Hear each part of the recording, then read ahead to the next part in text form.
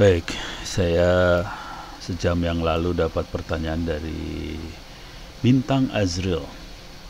Pak, saya mau nanya, kan teman saya berada di Australia. Kami suka bermain game bersama menggunakan server Asia. Permasalahannya ping dia lebih dari 200 milisecond.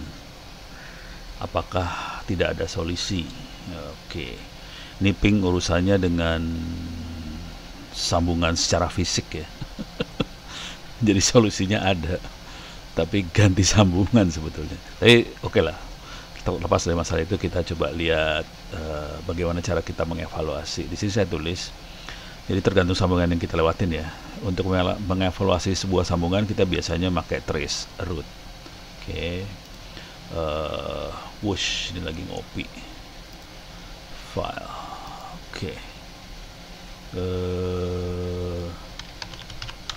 Saya mungkin bagusnya masuk ke, ini lagi overload nih jaringan saya di lokal. Saya masuk ke server saya aja di atas. Oke, saya masuk ke server saya supaya nggak keganggu sama jaringan. Ini lagi ngopi antara komputer sama laptop soalnya. Ngopinya gede banget lagi, puluhan giga. Oke, saya zoom in dulu biar Anda ngeliatnya rada enak. Zoom in, klik layar. Oke, paling enak jadi super user dulu. Oke, coba trace root ada nggak di sini? Oke, wah trace root 6 yang ada. apt install trace root. Saya coba install dulu trace root, mudah-mudahan oke. Dia nginstall, berarti belum pernah saya install sebelumnya di server saya. Oke, saya install traceroot. Traceroot yang biasa kita pakai biasanya ping buat ngecek delay berapa milisecond. Ini tadi kan pingnya lebih dari 200 milisecond. Jadi biasanya orang ngecek pakai ping doang sih. Cuman kalau ping kita lihat ujung ke ujung, kita tidak bisa lihat masalah di tengahnya di sebelah mana. Siapa yang bikin gara-gara nggak kelihatan. Oke, coba kita lihat. Coba saya akan ping ngaco aja ya. Jangan ke Singapura. Filipina, ada kampus di Filipina nggak ya? Coba University Manila ada nggak ya? Nah, De La Salle. Ini kali yang salah satu kampus yang gedenya di Filipina. University De La Salle. Coba dia punya ini enggak. Nah, ini DLSU Edu PH. Kita ke Filipina aja yang kemungkinan internetnya nggak gitu bagus ya. Sorry, Filipina. Ini alah. Oke. Clear layar. Oh, sorry. Ini dapat nih kampusnya. DLSU PH. Oke, clear layar. Ping. Oke. Ih, kagak bisa diping.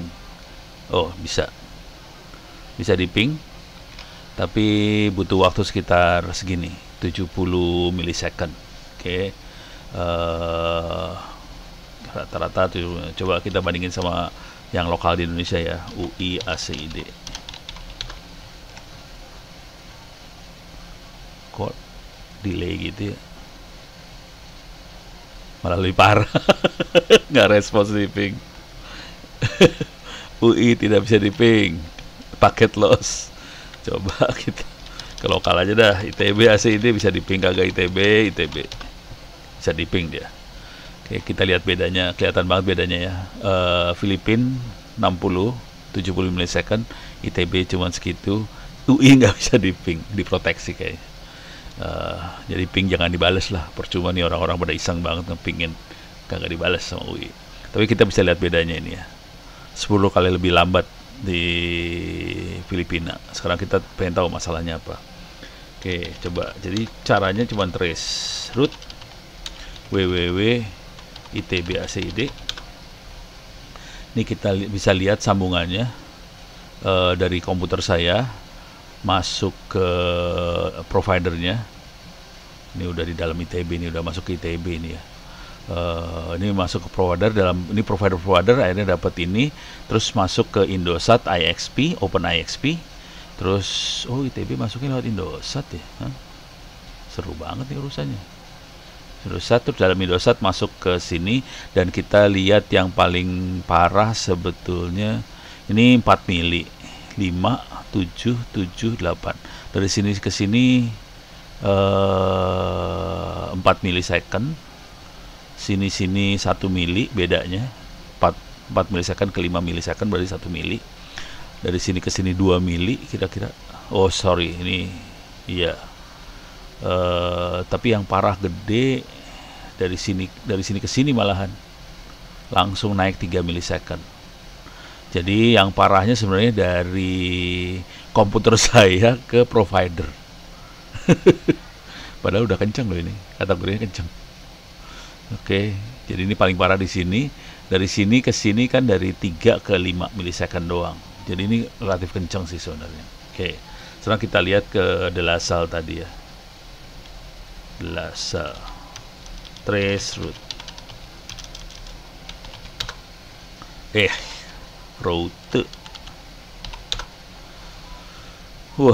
Ke Equinix ini SG, kemungkinan besar di Singapura. Kalau ada SG-nya itu Singapura. Jadi kita masuk ke ISBI ACID. Siapa tuh ISBI ACID ya? Oke, dia masuk ke Singapura, terus masuk ke ini jaringan punyanya. Waduh, nggak bisa di trace route, diputusin semua sama dia. Jadi paling nggak kita bisa lihat ini masuk ke Filipina nih, kayaknya udah masuk di Filipina. Jadi dari Indonesia masuk Singapura masuk ke Filipina. Oke. Di sini internal di dalam Filipina. Gitu. Coba De La Salle tuh IP-nya berapa? Nih 103.231, 103.231, 240.30. Ini udah masuk ke routernya De La Salle. Karena udah satu keluarga nih kayaknya. Ini 241, ini 240. Atau providernya De La Salle. Oke. Jadi ini udah masuk ke sini. Bottleneck paling gedenya adalah Singapura ke Filipina. Dari 14 langsung 50. Jadi jaringan paling overloadnya antara Singapura ke Filipina. Kita bisa lihat masalahnya di mana. Jadi tekniknya adalah pakai trace route, terus kita lihat bedanya. Drastis nggak bedanya? Ini kelihatan drastis banget nih bedanya. Dari Singapura ke Filipina drastis banget. Jadi kita lihat masalah paling gede antara Singapura Filipina sih sebenarnya. Kecuali dia punya jalur lain dari Filipina ke Indonesia misalnya. Gitu. Kira-kira kayak gitu cara ngelihatnya. Sekarang kalau mau ngelihat alternatif jalur, kita bisa ngelihatnya pakai ini sih sebenarnya. Submarine. Nah ini dia. Submarine, saya gedein. Silakan masuk kata kuncinya submarine cable map, bisa dimasukin submarine cable map ini. Ini fiber yang ada di sekitar kita, bisa kita lihat nih. Ini Indonesia, kita zoom dulu ya biar lebih enak. Ini kita bisa lihat Indonesia. Ini yang terpublikasi ya. Jangan khawatir, banyak sekali kabel-kabel yang tidak dipublikasi. Jadi gelo di dunia itu banyak banget kabel. Oke, ini yang ketahuan aja nih. Tapi banyak yang nggak ketahuan sih. Ini yang terpublikasi. Kelihatan di Filipina banyak kabel. Ini turun. Singapura Filipina banyak kabel sih sebenarnya. Entah kabel mana yang dia pakai sama De La Salle itu sampai pingnya naik banget. Untuk ke Amerika kita punya pilihan juga sih sebenarnya. Kita bisa masuk Singapura, jalur yang kenceng ini. Singapura, ini Hong Kong ya. Hong Kong, Taiwan, Jepang, Amerika. Amerikanya nyebrang nih ke Amerika dari Jepang. Amerika Jepang. Atau pilihan lain ke Hawaii, Guam. Ini Guam. Turun ke Manado. Jadi kita bisa milih gini sih sebenarnya. Hawaii, Guam, Manado, Filipina, terus kita turun ke sini. Jadi kita bisa milih seperti ini sih sebenarnya. Oke. Cuman di Manado nggak ada apa-apa. Jadi mendingan turunnya ke Makassar sih sebenarnya. Turun ke Makassar. Ini bilangnya cuma ada satu fiber ya, padahal kalau ngobrol sama teman-teman lebih dari satu sih, antara Makassar Manado itu ada beberapa fiber gitu. Jadi kita bisa lihat pilihannya seperti apa. Nah sekarang tinggal tadi pertanyaannya di Australia kan. Nah, Australia ternyata ada kebanyakan jalurnya adalah lewat Amerika nih. Kebanyakan jalur Australia adalah ke Amerika. Sebagian besar jalur Australia ke Amerika atau ke sini, ke mana sih? Hawaii. Hawaii baru turun ke Guam. Guam bisa lari ke arah Filipina, baru turun ke Indonesia, atau kalau dia mau muter ke sini. Ini cuma ada satu kabel ternyata di Australia ini, antara ujung barat sama ujung timur cuma satu kabel. Kayaknya ini yang bikin masalah nih kalau ke Indonesia. Kalau dia tinggal di sebelah, di Sydney segala macam, kan ada daerah sini ya. Ini Perth. Jadi kalau dia tinggalnya di sini, dia akan pakai kabel satu ini buat naik masuk ke Indonesia. Indonesia Perth ada 3, cuman dari Sydney ke Perthnya cuma 1. Itu bikin masalah nih kayaknya. Itu kira-kira. Cara ngelihatnya kira-kira seperti itu, tapi ini keren loh. Kita bisa ngelihat kabelnya banyak banget sini. Oke. Dan Indonesia juga banyak kabel sih sebenarnya. Indonesia termasuk yang punya banyak kabel laut. Kabel laut lebih murah dibandingkan narik kabel darat sih sebenarnya. Jadi untuk jarak jauh murahan laut kemana-mana. Kalau darat udah mahal, bisa dicangkul, potong tuh kabel ntar. Ini ada yang darat nih, kelihatan ada yang di darat di sini. Oke. Demikian, mudah-mudahan bisa menggambarkan bagaimana kita cara mengukur menggunakan trace route dan alternatif jalur yang ada gitu. Jadi ya kadang-kadang kita nggak ada pilihan sih, ya udah terima nasib 200 milisecond tadi gitu. Jadi mudah-mudahan ini bisa memberi gambaran buat Bintang Azril tentang masalah ping yang besar itu.